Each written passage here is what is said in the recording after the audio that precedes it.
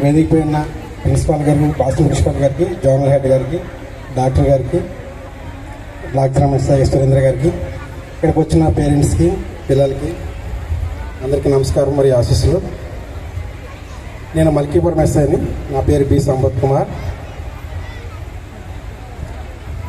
ఇక్కడ చూస్తుంటే పేరెంట్స్ పిల్లలతో చక్కగా అందంగా ఆహ్లాదకరంగా ఉంది. సాయంత్రం రోజు ఈ మండిటి ఎండలో మనం పొద్దున్నుంచి ఎండలో మండిపోయి ఉంటే సాయంత్రంగా వేడికి చెమటలు పట్టి బయట ఉందో చల్లగాలు తగలక అదో రకమైన ఉక్కుపోతలు. ఇంతమంది ఉన్నా కానీ చాలా హ్యాపీ ఫీలింగ్, చాలా బాగుంది. నేను ఇక్కడ 2 మాటలు చెప్తాను, అంతకుమించి ఎక్కువ మీ టైం నేను వేస్ట్ చేసుకోలేదు. క్రమశిక్షణ మంచి పనులన్నిటికీ మూలం. ఒక వ్యక్తి క్రమశిక్షణ కలిగి ఉంటే తన జీవితాన్ని తనే నిర్మించుకుంటాడు. మనం ఏం చేయవలసిన లేదు. ఏది మంచి ఏది చెడు క్రమశిక్షణ నేర్పించండి. మన పిల్లలకి మనం క్రమశిక్షణ నేర్పిస్తే చాలు, వాళ్ళంతటా వాళ్ళే ఎదిగిపోతారు.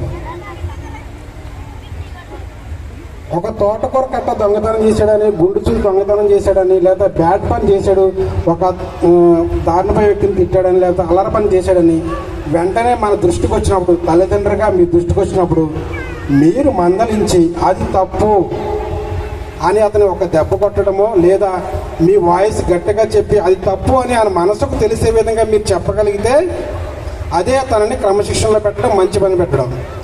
లేదు నా కొడుకు తప్పు చేయడు, మీరేంటి నా కొడుకు మీద తప్పు ఎందుకు వేస్తున్నారు అని మీరు ఎప్పుడైతే వెనకాల వేసుకొస్తారో అప్పుడు మీ యొక్క కుమారుడు లేదా కుమార్తె ఒక పతనానికి లేదా ఆయన జీవితం పాడైపోవడానికి కారణం అవుతారు. తప్పు చేస్తే మా డాడీ కొడతాడు, మా మమ్మీ తిడతాది అన్న భయం వాళ్ళలో ఉంటే ఖచ్చితంగా వాళ్ళకి మీరు మంచి భవిష్యత్తునిస్తారు. లేదా మా మమ్మీని చూసుకుంటుంది, మా డాడీని చూసుకుంటుంది, నేనేం చేసినా నడుస్తుంది అనుకున్నారంటే వాళ్ళ జీవితాన్ని మీరే చేతులారా పాడు చేసిన వాళ్ళు అవుతారు. పిల్లోడికి ఏది అవసరం, ఇందాక మాస్టర్ ప్రిన్సిపల్ గారు చెప్పారు, తినేవి ఇవ్వచ్చు, ఏమి ఇవ్వకూడదు, ఫోన్ ఇవ్వకూడదని. మనకు తెలుసు ఏమి ఇవ్వాలి, ఏమి ఇవ్వకూడదు. ఒక 10th క్లాస్ ఎగ్జామ్కి వెళ్ళేటప్పుడు 10th క్లాస్ లెసన్లే చదవాలి, అవునా కదా? ఏది పడితే చదువుతామంటే ఫెయిల్ అవుతాం. అలాగే మన పిల్లోడు వృత్తిలోకి రావడానికి తనకి ఏది అవసరమో మనకు తెలుసు. ఆల్రెడీ మన సమాజంలో ఉన్నాం, మంచి చెడు తెలుసు, ఏం చదువుకోవాలి ఏం చదువుకోకూడదు అని తెలుసు. కాబట్టి అవన్నీ కూడా ఏది అవసరం ఏది కాదు అనేది మీరు ఆలోచించుకోకపోతే, ఏదో అడిగాడు కదా అని ప్రతి విషయాన్ని ప్రోత్సహించుకుంటూ పోయి గారాబం చేసి మనం అడిగిందలా ఇచ్చుకుంటూ పోతే చివరాఖరికి ఏమవుతుంది, బ్లాక్మెయిల్. చెప్పారు కదా ప్రిన్సిపాల్ గారు, అదే మనకి చివరికి మన వస్తారు. మా ఫాదర్ వస్తారు ఎవరన్నా. నేను అంగడిలో చేసేటప్పుడు ఇంతకుముందు ఒక ఫాదర్ వచ్చారు, ఒక్కడే కొడుకు, బోడంత ఆస్తుంది, ఇంటర్మీడియట్ ఫస్ట్ ఇయర్ జాయిన్ అయ్యాడు. డాడీ నాకు బుల్లెట్ కావాలన్నాడు, తాగకపోతే చస్తానన్నాడు. ఇంట్లో సామాన్లన్నీ పగలగొడుతున్నాడు, ఇసిరేస్తున్నాడు. అప్పుడే దానికి అలవాటు పడిపోయాడు. ఆయన కొట్టలేక తిట్టలేక చివరికి నా దగ్గరకు వచ్చాడు.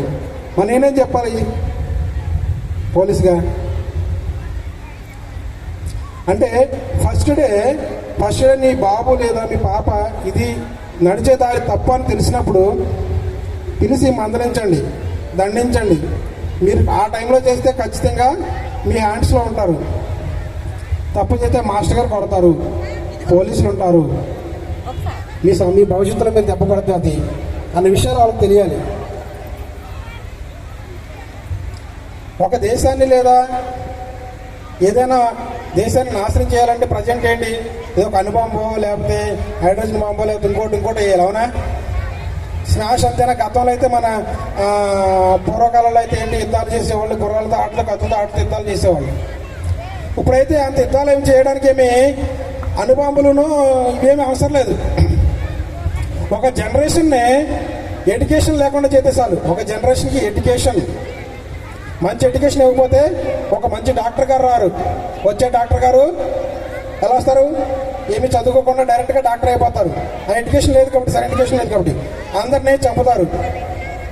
ఒక ఇంజనీర్ వస్తారు, సరైన కన్స్ట్రక్షన్ చేయరు, బ్రిడ్జిలు కూలిపోతాయి, భవనాలు కూలిపోతాయి, ఆటోమేటిక్గా కొలాప్స్ అయిపోతాయి.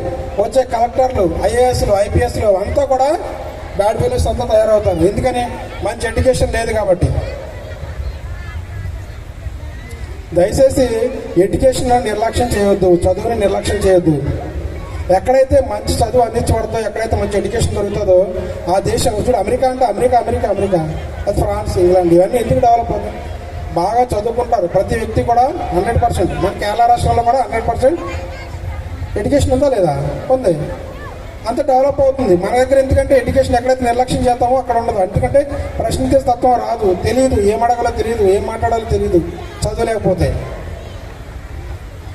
దయచేసి మీ యొక్క పిల్లల్ని మనం ఎందుకు కష్టపడతామంటే మన పిల్లలు మంచిగా వృద్ధిలోకి రావాలి, మంచి భవిష్యత్తు ఇవ్వాలి అనే ఉద్దేశంతో చేస్తున్నాం. అన్ని పనులు కూడా వాళ్ళ భవిష్యత్తు కోసమే చేస్తున్నాం. కాకపోతే ఏంటంటే వాళ్ళతో మనం టైం స్పెండ్ చేయం. ఎన్ని చేసి తీసుకొచ్చినా కానీ చివరికి అతనికి కరెక్ట్గా అందుతుందో లేదో మనం చెక్ చేసుకోం. అలా చెక్ చేసుకోకపోతే ఏం ఉపయోగం ఉంది? పగలంతా కష్టపడతాం, ఎంతో డబ్బులు సంపాదిస్తాం, ఆ కాలం బుక్స్ అవి ఇవి కొంటాం, ఐఐటి జాయిన్ చేస్తాం, లేకపోతే ఇంకో మంచి స్టడీస్, లేకపోతే కోచింగ్ అన్నీ ఇస్తూ ఉంటాం. కానీ ఆమెకు అందుతున్నాయి, మంచిగా ఉంటున్నాడా లేడా, బిహేవియర్ ఎలా ఉంది, ఏం చేస్తున్నాడు, ఎక్కడ తిరుగుతున్నాడు, ఏం తిన్నాడు, ఏం తాగుతున్నాడు అనేది మనం చెక్ చేయం. ఈరోజు ఈవినింగ్ టైంలో లేదా స్కూల్ అయిపోయిన తర్వాత వచ్చిన తర్వాత లేదా ఈవినింగ్ టైం డిన్నర్ చేసే టైంలో లేదా ఏదో ఒక టైంలో ఒక 10 minutes లేదా పావు గంట లేదా అరగంట మీ పిల్లలతో మీరు కాసేపు మాట్లాడాలి. ఖచ్చితంగా ఏం చిన్న ఏరానా ఎక్కడికి వెళ్ళేవి కూడా మాస్టర్ గారు ఏం చెప్పారు, క్లాస్లో ఏం చెప్పారు, టీచర్ ఏం మాట్లాడారు, ఏం నేర్చుకున్నావు, బాగా నేర్చుకున్నావా, ఏమని అడిగారా, హోంవర్క్ ఏమైనా ఇచ్చారా, ఇవి ఉంటాయి వాళ్ళ దగ్గర. యాంగ్జైటీగా ఫీల్ అవుతుంది చక్కగా చెప్పడానికి. అవును సార్, ఎవరో మాస్టర్ గారు ఇవి చెప్పారు, మా టీచర్ ఇవి చెప్పారు, ఇది హోంవర్క్ ఇచ్చారు, ఇలా చేశారు, అలా చేశారు చెప్తారు. అలాంటి విషయాలు మా ఫ్రెండ్ ఇలా గిల్లాడు